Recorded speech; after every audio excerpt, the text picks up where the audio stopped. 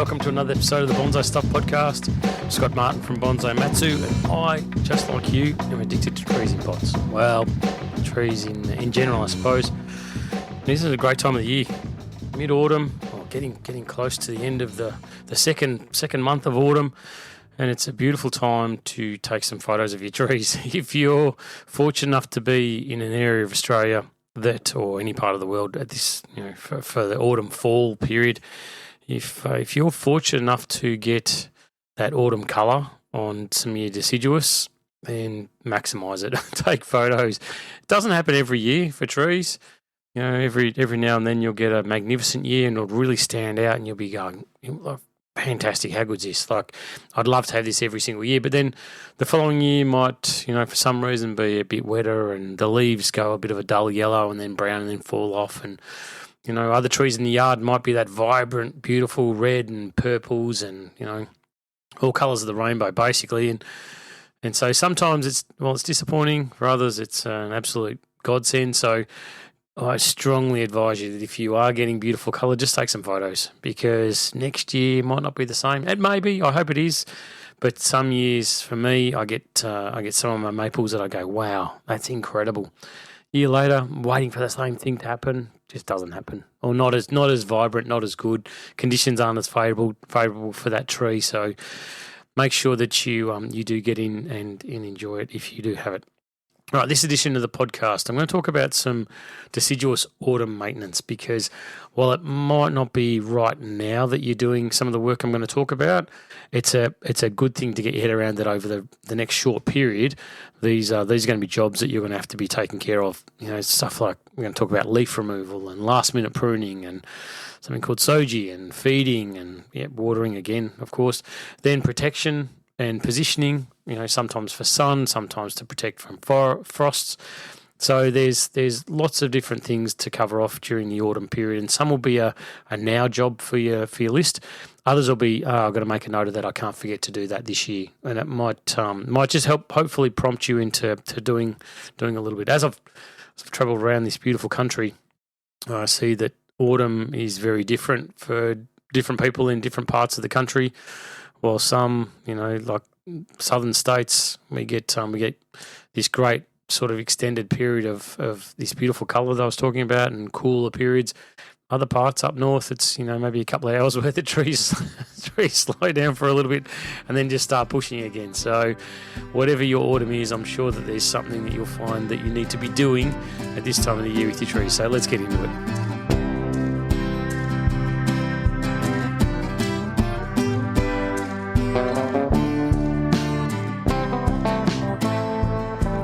All right, so let's start up with a bit of a last-minute light prune before the tree heads towards dormancy. Fantastic idea. Brilliant. You should do it. Do it while the leaves are still on the tree. Do it while the tree's still active. Autumn's an active period for the tree, even though it might not look like it. You've got an increasing of strength at the moment. Should be very little foliage growth, if any. That should have happened already, last month. Trees now stop. Daylight hours are getting shorter and shorter. Nighttime hours are longer than daytime hours. You're getting cool weather. It's a bit wetter around the yard, I've noticed too, the last sort of week or so. So there's definitely a slowing down of everything as the trees are heading towards that rest period. But they're still like that squirrel tucking away their nuts for the winter dormancy. So they're pulling and gathering resources, which means from a pruning perspective that there's still the ability for the tree to heal, which is why now is a really good time to get into your deciduous and do a bit of a prune back for structural work. I wouldn't strongly suggest massive foliage removal, like massive branch removal at this time of the year. I'd always save those bigger branches to be removed at the start or end of winter, start of spring, because the tree's got a longer period to get over the damage or the removal of that branch and heal and move on before it gets into the summer period. So there's quite a long period in that time frame, which is why I like repotting the end of winter also, because the trees have got quite a long time to get over it and heal and move forward. Whereas doing it in the autumn period, and as I've said, you can sort of repot at any time of the year physically, but what the tree's going to do with it is another thing. And the healing period during this time of the year is limited, and that dormancy switch could get flicked way earlier than what you expect. It's not based on the calendar at all. It's based on the tree going, well, that's it. That's enough. I'm pulling stumps up here. So, any of that sort of damage to root system or to major branches, that sort of thing, I'd hold off until we know there's a longer growing period for the tree to heal. So what I'm talking about is a light pruning, like a light structural pruning, where you might get in there and find some clusters of branches, especially maples, where there's maybe 5 or 6 things happening in one ugly area. Get down, thin it back out, lighten it off to 2 things in any one area. Also look at the silhouette of the tree. So there's 2 things I'm going to talk about, is that pruning side of things, but also the leaf removal. Now, trees drop their leaves as the production of chlorophyll slows down in autumn. There's a real minefield with it. If you remove the leaves too early, then the tree hasn't been able to withdraw the nutrients that it needs from the leaves. So you're sort of putting the tree back a little bit, and too early trees hasn't absorbed. Too late, and you're going to miss the point. The tree's going to be heading towards the dormancy period anyway. So there's a delicate timing for the leaf removal that I work with, where I start to see some leaves starting to fall onto the bench or onto the soil surface. That's my trigger to go, well, that tree's starting to drop its leaves now, so I'm going to get in there. I'm going to look at doing to give you a heads up, I'd do a silhouette prune first, take a nice photo of the tree so you can get it with its beautiful autumn colour, then go in and look at removing the leaves. And to do that, they should pretty much brush off with your fingers. If you're finding there's great resistance, then be careful when you're removing those leaves, because the delicate bud that's being stored at the base of the leaf, at the base of the petiole, is going to be damaged. So if you're finding that there's resistance with those leaves coming off, just have a look, and maybe it's slightly too early, or if you're adamant that no, it's definitely the right time, maybe you just scissors and just cut it and leave like a little bit of a stem just above the bud. That way the bud stays fully intact, doesn't get damaged prior to spring growing. And then once those leaves are removed, sit back, look at the tree, and be honest. Look at it from a distance, put it on a turntable, spin it around, change the perspective of what you're looking at, and just say, what's not right? What's disturbing about this tree? Is it too thick and coarse at the tips of the apex and may have grown a little bit quicker than what you expected in spring? Now's the time that you get to see it. So if you're looking at fine, delicate growth, and then there's some really thick, coarse ones around that apex area, they're the ones that I'd be looking to remove at this time of the year. You might find that there's other areas where knuckles have formed, where there's been these bunches of foliage growing. Maybe it's worth considering coming back a step on the branch to another internode, another branch, and saying, well, I have to remove it because that's too thick and ugly.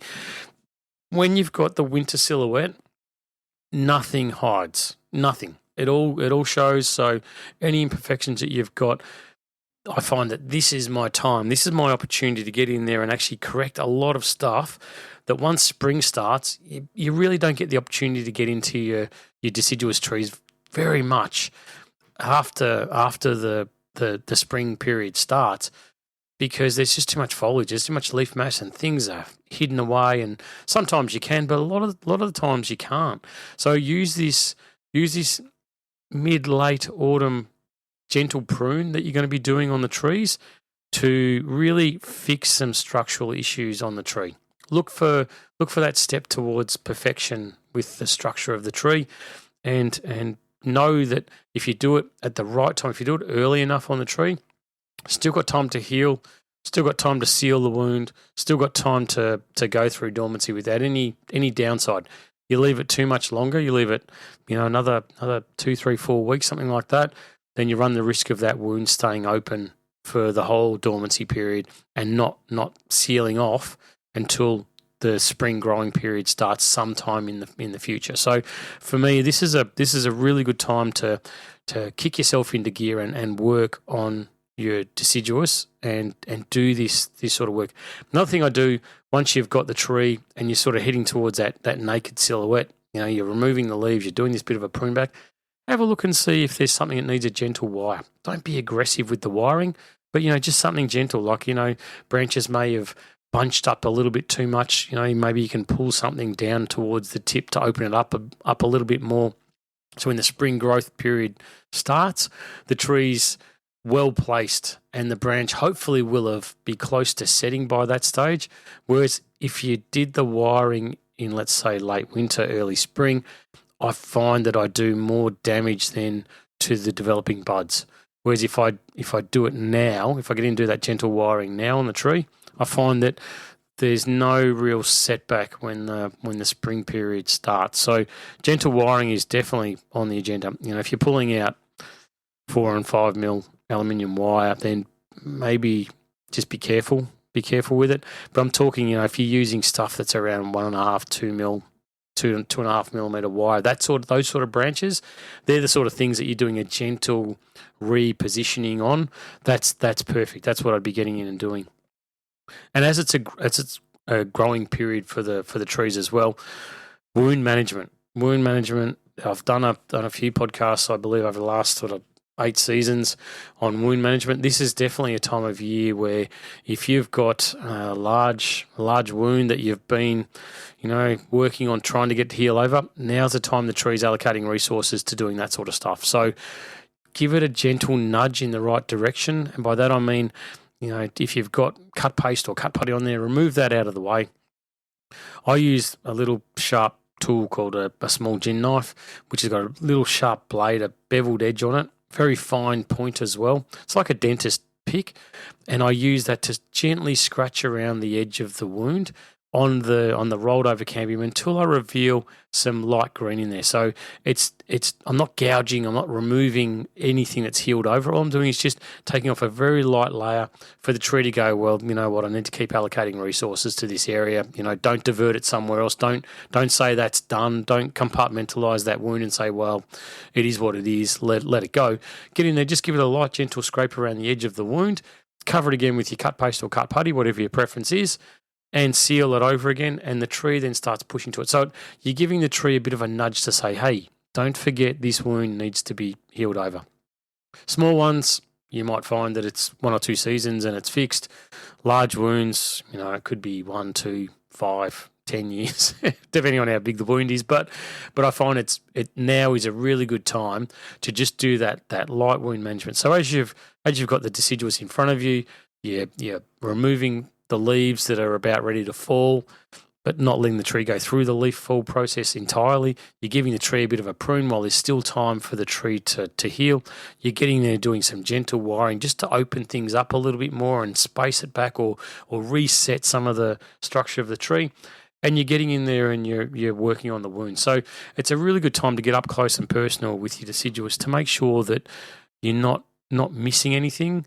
Because like I said, spring will come around, foliage will be out, and you'll be chasing your tail trying to pinch or prune or cut or partially defoliate or whatever. And then there's watering and there's feeding again. There's all these different things that are going to be coming around. Whereas now I find it's a really nice time just to sit back, draw a breath, look at the tree, say, what's not right? What can I do now that's gentle with the tree, like, very, very mild? And also, if there is something more significant, flag it for the future. Put something, put a wire or tie on the branch that you're thinking, hey, this has got to go because it looks completely wrong. So then, when all that foliage comes back next year or later in the year when spring turns up, you don't suddenly look past it because there's suddenly nice foliage and the silhouette looks very pretty, and you got leaf mass everywhere hiding all those structural mistakes. Remember, good structure is good bonsai. That's a continual theme that flows through, and this is the time where you get to enact that for your deciduous and take those steps. And what might feel like a bit of a step backwards for the tree is really going to be a massive step forward, because doing those little things now means that winter silhouette, you're going to be looking at it, you're going to be proud of what you see, you're going to see some beautiful structure. Might not be quite as full as what it was, but you're not going to be looking at thick, ugly, coarse branches or, too long, too thick, too coarse. Got to go. It has to. It's got to get out of there. And this is the time you get to look at those things and make those decisions in a mild way for the tree. And then, take photographs of it when it's got autumn silhouette with the work that you've done, and use it as a comparison point when it gets to next autumn and you're doing the same thing. And I guarantee you're going to be far more pleased looking at nicer structure on the tree years in advance than what you will if you stick with what you've had in the past. All right, let's have a bit of a break and we'll get back into it.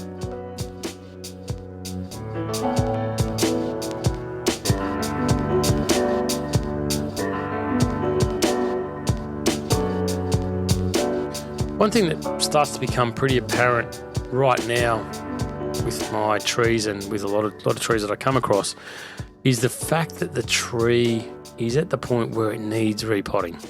Something's not quite right. The growth might be a bit funny, or you've bought the tree a while ago, it's still in the original nursery soil, and you're not quite happy with how things have developed. Maybe there's a few branches dying back. Maybe it's just hard as concrete when you touch the soil surface. Maybe it's been 5 years since you last repotted. Whatever it is, right now it starts to become really apparent to me that there are trees in the collection that really, if they shouldn't have been repotted last repotting season, they definitely need it the next repotting season. But, I'm still, let's say 5-6 months away from that period, from that time that I'm able to actually get in there and repot. And as I mentioned in the earlier section, I'm not going to do repotting out of season. I can't think of any reason why I would do a full repot on a tree outside the correct timing. So you run the risk if that's the case, or I run the risk, not necessarily everybody, but I run the risk then of something happening pretty serious over the next period of time that can do some serious damage to my tree. And I look at, and this doesn't just apply to deciduous. This applies to everything. Australian natives, my conifers, my deciduous, my evergreens, whatever it is. Any of those trees that I'm looking at the moment, I'm thinking, really would have loved to have repotted that. I really wish I had the opportunity to do that. If I could turn back time, I would have done it again. Or maybe you're looking at going, this thing's just gone berserk. The tree is pushed up out of the pot now. It's just had such a good year. And, I'm starting to see some change in things on the tree and I'm not happy with it. You're getting a feel like your bonsai senses start to tingle and you go, well, it just doesn't feel like things are 100% correct with this tree. And that's your bonsai gut instinct kicking in. When that happens, there's a technique that I use. There's a tool that I use to help me get a tree through to the next repotting cycle that I've got. And it's called Soji. So it was a technique that I was shown when I was over in Japan, and I use it every single autumn. This is the period that I do this. I very rarely do it any other time of the year because I haven't really found a need to, because if I'm going through the spring period, then really it should have been repotted at that point. So there shouldn't be a need to use it then. Summer, summer's okay. Things are being watered every second of every second day.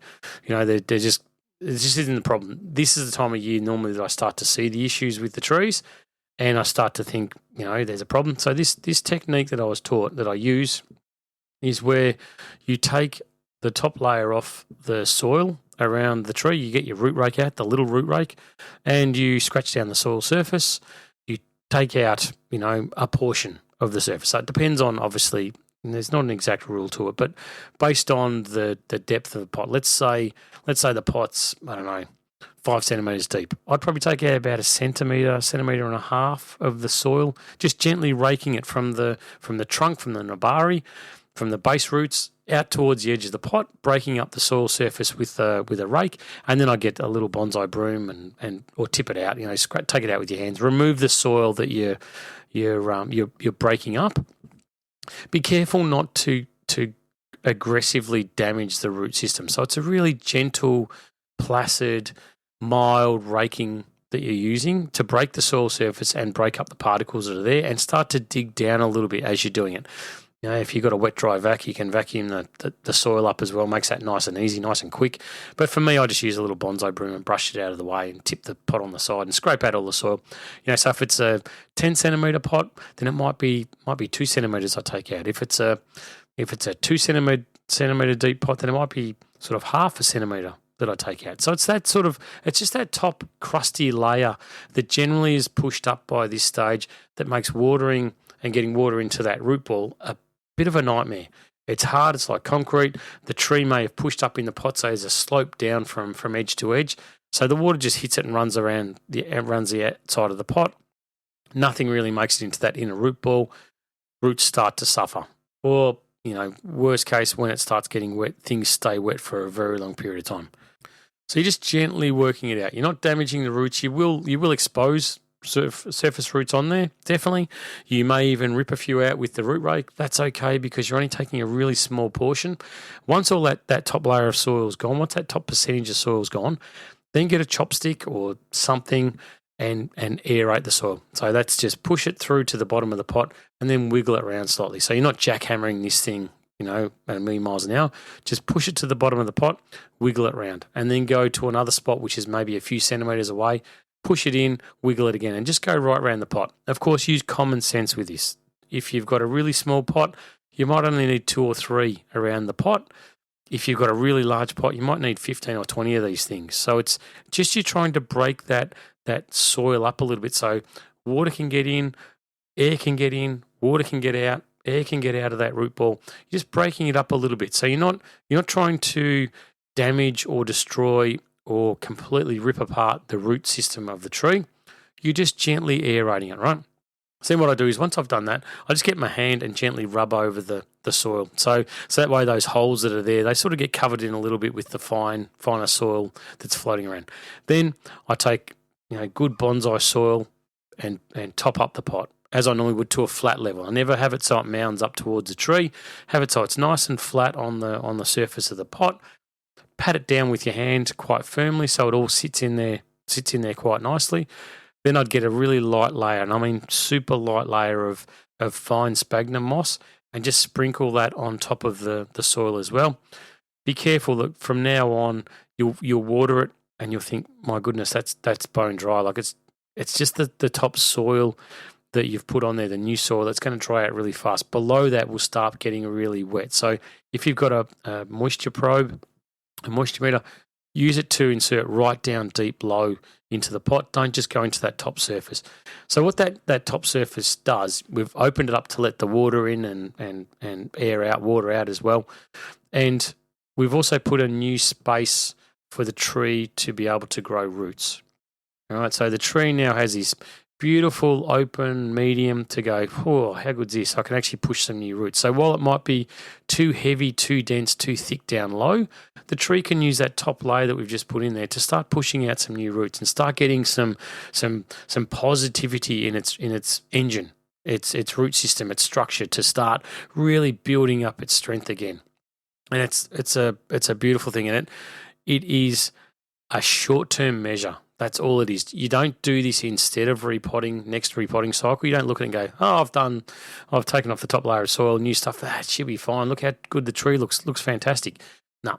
As soon as you do this process, it means very first opportunity you get, this is one of the first trees that you have to repot, because if you don't, you're going to be in exactly the same position, probably worst position this time next year, next autumn, when you start looking at the tree. Don't delay the need to repot because you've taken this top layer off and replace it with new soil. Make it that you flag that tree well and truly now to say, this has to be repotted. There's no way that I can avoid it, and I don't want to, because the tree started to get set back. I've pulled it back. Trees are great survivors. It's come back and gone, wow, great. I've got real opportunity here to start pushing new roots. Then make sure that you repot it thoroughly so that tree keeps taking the positive steps forward that it needs to. All right, so that's called Seiji. I love it. I use it very frequently. I do it all the time when I'm especially working on trees that might be in really crappy or lousy soil. That's something that, you look at it and you get a tree, it's outside repotting season, and you're thinking, yeah, this thing's got a long time to go now before it can get repotted. Maybe just take that top layer off, put on some decent soil and fix it up. And while you're working on the I've talked about moss removal. Moss removal has got to happen now. It's getting wet, starting to run rampant around my yard. If you start seeing it in garden beds and on footpaths when you're out for a walk, or on dirt tracks and you start seeing it on your trees, just be really careful. This stuff, while it looks lovely, it looks fantastic, it can be really destructive to the bark of the tree. So my preference is to always get rid of it. It holds in too much water during this winter period. So, I get rid of any sphagnum moss that I've had on there from repotting in the past, unless I've just gone through the process I discussed and it's fresh sphagnum moss, then I'd leave it.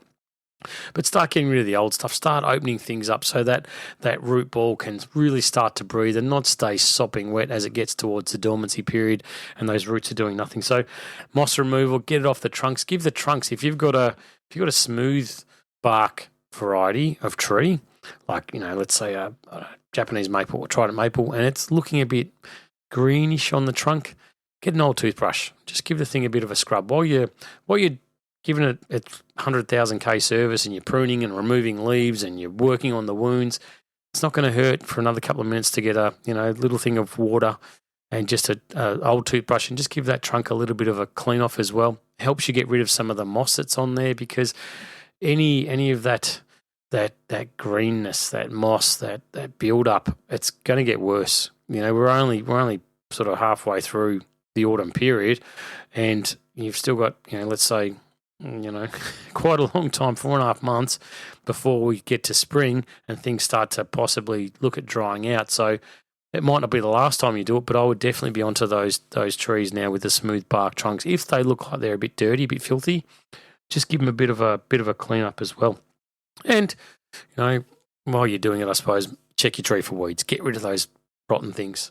The best time to pluck a weed is as soon as it pops its head up. While it's tiny, while it's small. Don't let that thing embed itself and run roots under the soil that you can't see, and then you can never get rid of it, or you have to intervene with something a bit more forceful than just plucking it out. Be on top of it. Get rid of them as soon as you possibly can. The smaller they are, the better and easier your job's going to be.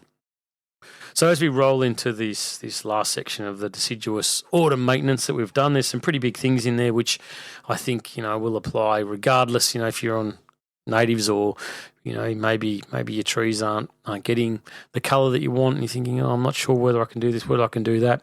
That technique of taking that top layer of soil off on any variety around about this time of year is something which is really viable. Anyway, watering's becoming difficult.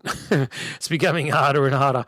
There's that slight mist of rain coming through. You think everything's okay, and then you get out to something that's maybe still growing, still pushing. I looked at one of my big radiators the other day and went, geez, it's all wet on the foliage, the trunk's wet, whatever.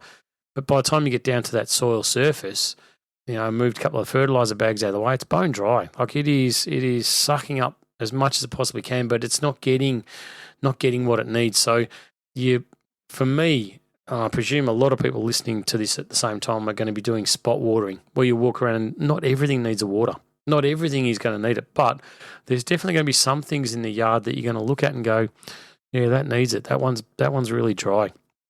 Some of the natives still pushing, yep, sure, they still need some water in there. The conifers, the pines, and if you think about it, like the next thing I want to talk about is feeding. But for me, with feeding, the only way, because I use the tea bag method, the only way I can fertilise my trees or get the fertiliser into the trees is to have water going through those tea bags. It's not just enough to have the tea bag sitting dry on top of the soil surface. I've got to have water going through there to actually get into the soil for the tree then to be able to take it up. So, I'm sometimes I get torn and think, is it better to leave them? Was it better to give them a little bit and fertilise them at the same time while they're in this period? So there's a lot of spot watering. A lot of trees you're making judgment calls on as I walk around and go, yes, no, maybe. I might just leave it for now. I'll come back a bit later on. Yes, no, maybe. So the maybe ones I come back to and go, no, you can wait another day.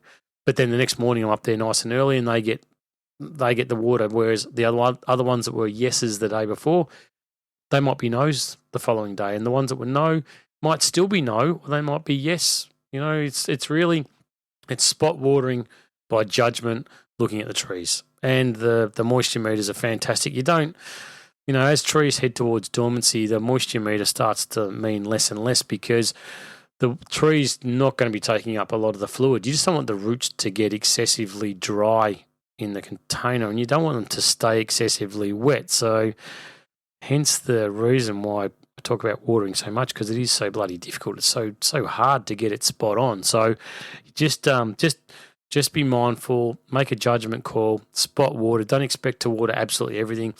The automated systems, I'd be unless absolutely essential, start shutting down at this stage and really start looking at the hand watering side of things to get it spot on.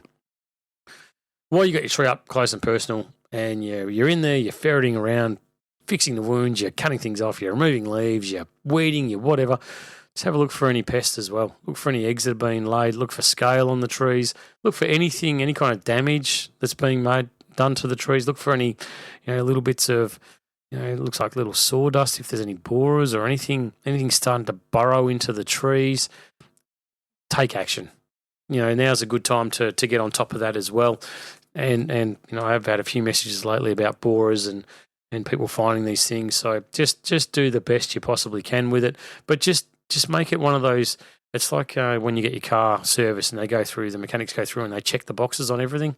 Just add pest care to that list that you look at and go, well, do I need to do something? Do I need to take action on this tree, or is it okay? Have I taken action already? Has that action been successful? Maybe you spotted scale on an olive 3 months ago and you've sprayed or done whatever it is that you want to do to treat the scale. Just check it. The scale might look like they're still there, but they could be dry and dead. So just brush them with your finger and see if they're dead. Great. Tick the box. Pest care looks all fine for now. Is there something preventative you need to do? Is there any action that you need to take? Just think about it. Spend the 10 seconds when you're looking at the tree to go, all good, or no, hang on, there's a problem. All right, there's a problem. What do I need to do to make sure that it gets sorted out? All right, so positioning. The last thing that I want to talk about. Positioning is crucial at this time of the year. Getting the tree into the correct spot to get as much sun as it possibly can.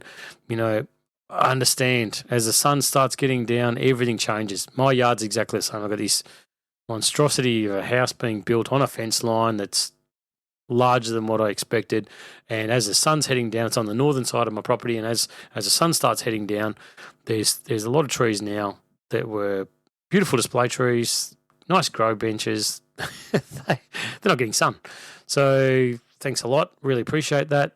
But I can't leave them where they are. I need to move the trees. I need to reposition and find a new place for these trees to be in the short term. When summer comes around, even as spring starts kicking off, the sun starts heading up in the sky, those benches and those podiums all become viable again. No problem whatsoever.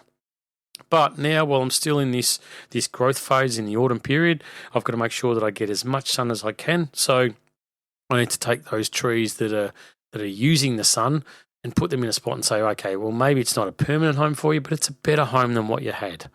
It's far more open to the elements. You get far more sunshine. All good, no worries. The other thing, though, you've got to be really careful of is frost protection. And I've been having this conversation with a few bonsai buddies up in Canberra, and frosts have started kicking in there nice and early. So it's not the sort of thing that you can say, well, it's okay. Like we're good. Everything's all right. Don't worry. That's frost. They don't come here yet. Like we don't get them for another couple of months. Yeah, right. Okay. Don't forget, we talk about this climate change, not global warming. It's climate change where intensities happen far more frequently, high temperatures, low temperatures. And the last thing that I would want is to have something that's got fine, delicate growth on it, or it's got, petite little branches, or it's got from some fresh early autumn growth on it still that hasn't been pruned off, hasn't hardened off, that's exposed in an area where that frost kicks in and comes in and does damage to it. So just be mindful that frost season for certain parts of Australia has already started, and for other parts, just be mindful that, if it looks like it's going to be cold, then, what are you going to do? Have you got shade cloth that you can pull over? Have you got a position where you can put the trees where they're going to be more protected, the delicate varieties, than the current position that they're in? it sounds like hard work when you think, okay, during the day I've got to put the tree here, but at night time I've got to put it over here. That might be the case for the next few weeks as the tree starts heading towards the dormancy period. Then once dormancy kicks in, it's like, okay, well now I can sort of stay in a more sheltered environment anyway. There's no real need to be out in the sun just yet because it's not doing anything. As long as you're not stopping wet and damp in that different area, then maybe it can sort of head towards living there for the dormancy period. And then when it starts to wake up in spring, you start moving it back out and start repositioning. So it's just a bit of short-term pain while we get through this next period of sunny days and cooler nights as to where the trees are going before they get to the point where they finally pull the pin and say, that's it, I am done, it's winter, I'm having a sleep, thanks very much. So that's what I'm doing around the yard, and that's what I would encourage you to at least think about with that the mechanics checklist on your trees when you do have them up close and you're starting to get into them. Just make sure that you're thorough and you do every little thing that you possibly can for the tree at this time of the year, because it makes such a big difference for the trees going forward.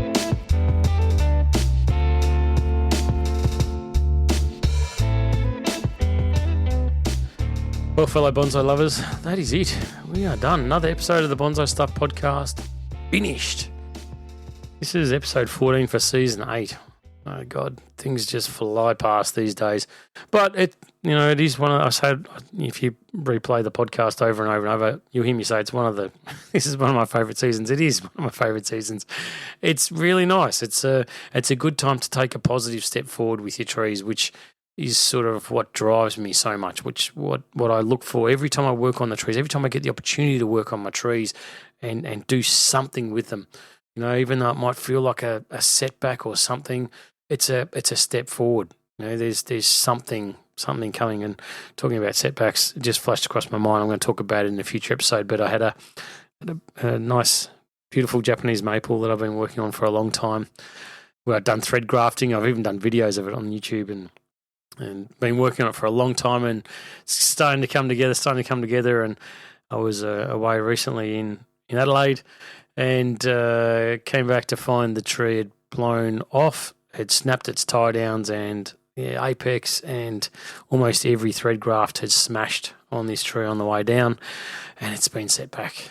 And there's a positive side to it, I'm sure, but right now it's a bit fresh, and I can't see my way through it, so I'm saving it for a future podcast once I do get to get my blood pressure to come down a little bit and I can get to draw a breath and then get to look at it in the cold, hard light of day and say, okay, what's my new plan? What would I tell someone who presented this tree to me at this point?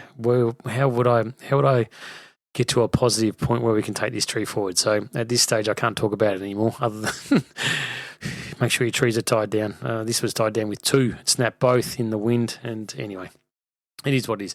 Anyway, enjoy this time. It is a really nice time, and it is a really strong, positive time to get in and do some mild stuff with your trees, your deciduous, to take that step forward. They're still at that point where they can heal.